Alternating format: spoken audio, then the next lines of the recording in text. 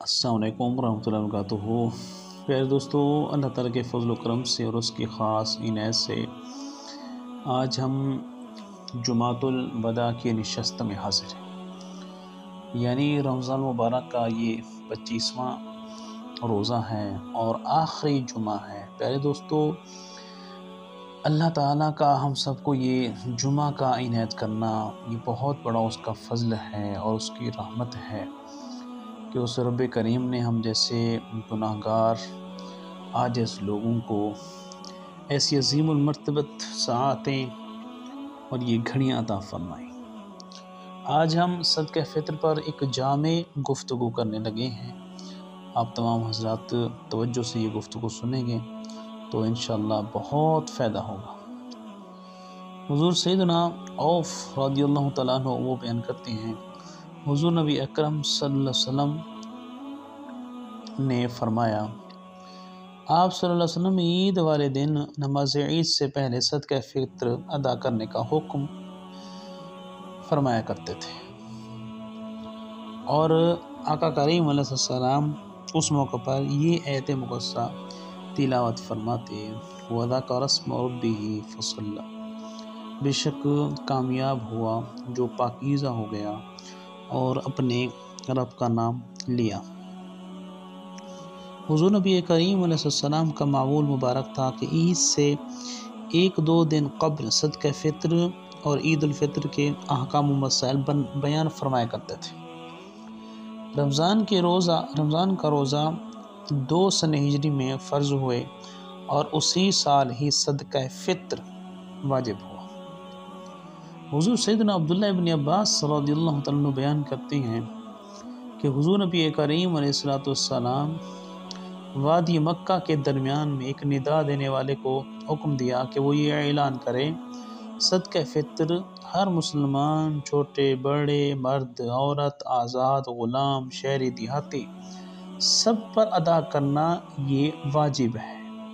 تو آقا کریم علیہ السلام نے تمام کے لیے حکم ارشاد فرمایا۔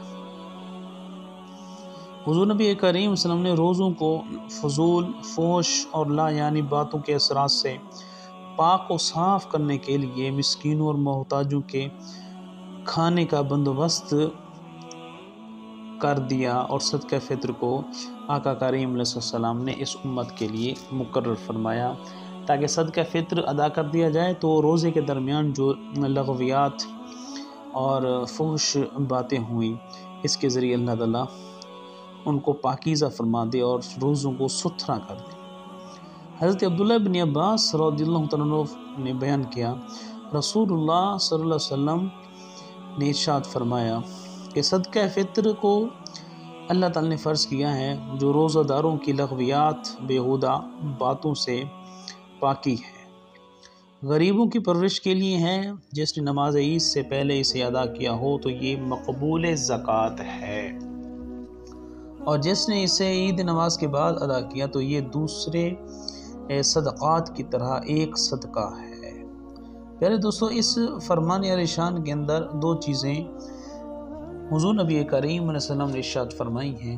ایک یہ کہ زبان کی بے احتیاطیوں، بے باکیوں سے روزے پر جو برے اثرات پڑے ہوں گے، صدقہ فطر ان کا کفارہ اور فدیہ ہو جائے گا۔ اور دوسری بات یہ کہ مسلمان کی خوشی و مسرت جشن و عید کے اس دن صدقہ فطر کے ذریعے محتاجوں، مسکینوں کی شکم سیری اور آسودگی کا انتظام فرمایا جاتا ہے تاکہ وہ لوگ بھی عید کی خوشیوں میں برابر شریک ہوں اور خوشیوں کے ساتھ اس پاکیزہ اور بابرکت دن کو انجوائے کریں اور مالی طور پر انہیں کوئی مشکل پیش نہ آئے۔ تو حضور نبی کریم علیہ السلام نے یہ چیز ان کے لیے مقرر فرما دی، صدقہ فطر، جس کا حکم اللہ رب العزت نے قرآن کریم میں متعدد مقامات پر ارشاد فرمایا۔ پیارے دوستو، صدقہ فطر کا نصاب کیا ہے؟ یاد رکھیے، جس مرد یا عورت کی ملکیت میں 7.5 تولہ سونا یا 52.5 تولہ چاندی یا اس کے قائم مقام نقدی مال یا تجارت کا سامان یا ضرورت سے زائد سامان کوئی چیز بھی ہو، تو ان میں سے کوئی چیز بھی موجود ہو یا 52.5 تولے چاندی کی قائم مقام نقدی موجود ہو اس کے مجموعہ کے برابر، تو ایسے مرد و عورت پر صدقہ فطر ادا کرنا واجب ہے۔ وہ اشیاء جو ضرورت و حاجت کی نہ ہوں بلکہ محض نمود و نمائش کی ہوں یا گھروں میں رکھی ہوئی ہوں اور سارا سال استعمال نہ آتی ہوں تو وہ بھی نصاب میں شامل ہوں گی۔ پھر دوستو، صدقہ فطر کو سمجھنے کے لیے آپ توجہ فرمائیں۔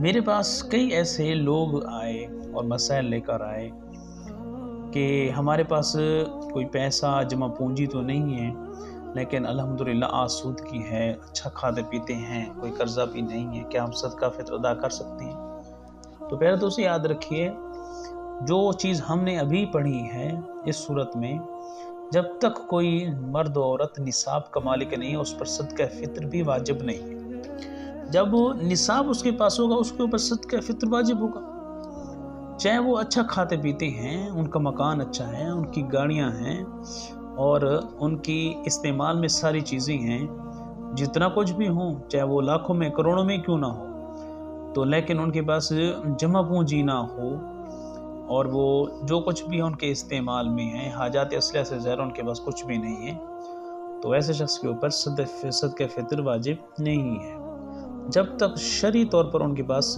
نصاب موجود نہ ہو۔ تو یہ تمام چیزیں ہمیں یاد رکھنی چاہیے۔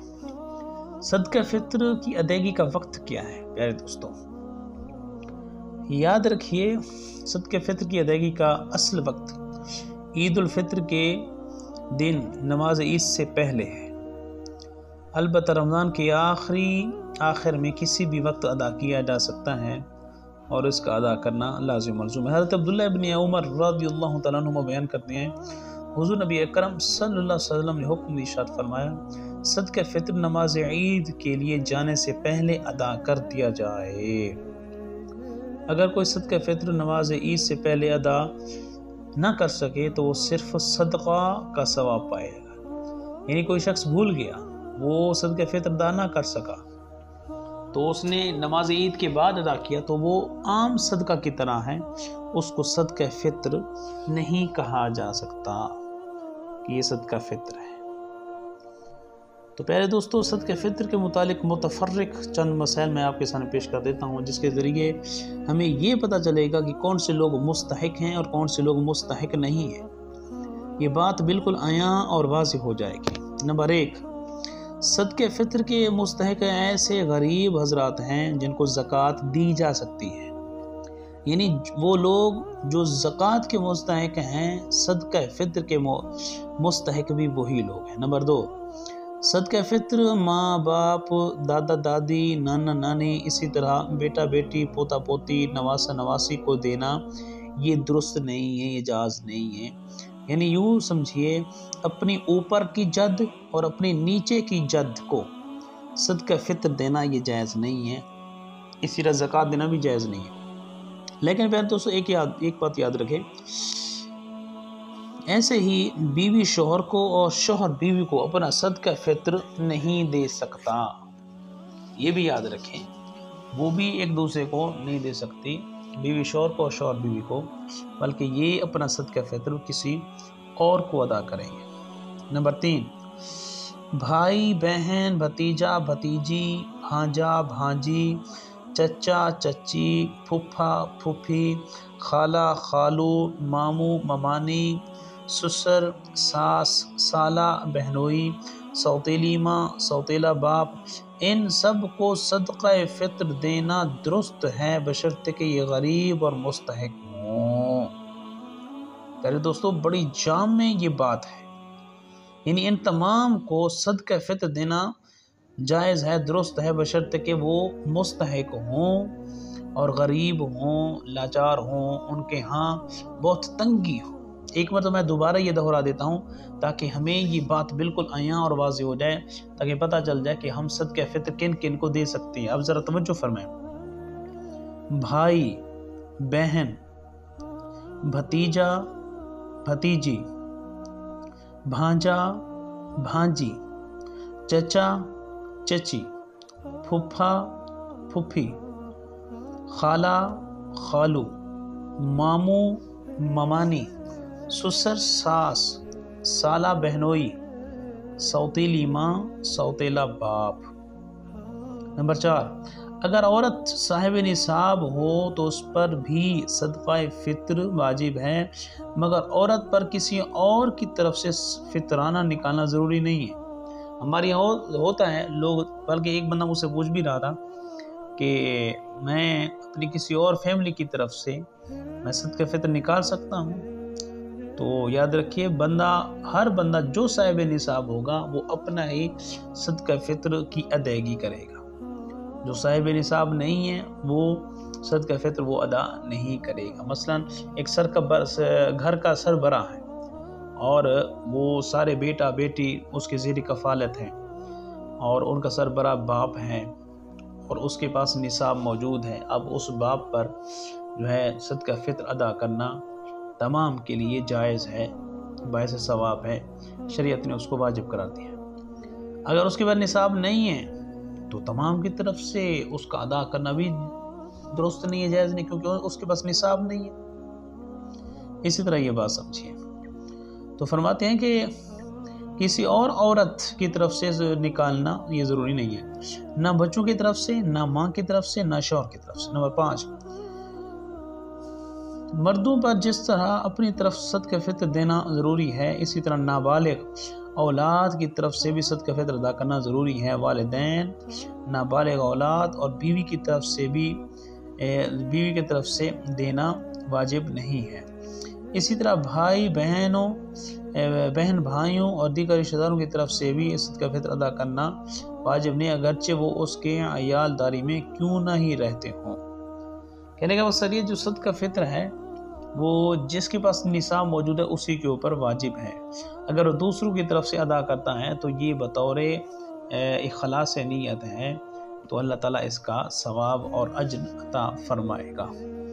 अलबत्ता अगर बालिग लड़का या लड़की मजनून हो तो उसकी तरफ से उसके वालिद सदक़ा फ़ित्र अदा करेंगे। अब आ जाइए प्यारे दोस्तों, सदक़ा फ़ित्र मुख्तलिफ अजनास के एतबार से कितना कितना बनता है। किशमिश, ये 4 किलो के एतबार से इसकी कीमत है 4400 रुपये। पनीर 4 किलो के एतबार से 4140 रुपये। खजूर 4 किलो के एतबार से 2400। जौ 4 किलो के एतबार से 600। गंदम का आटा 2 किलो के एतबार से 300 रुपये मुकर्रर है, जो कि आजकल चल रहा है 300 रुपये। अब आप शायद कि ये सोच रहे हो गंदम 2 किलो है बाकी 4-4 किलो। प्यारे दोस्तों, ये शरीयत का कानून है।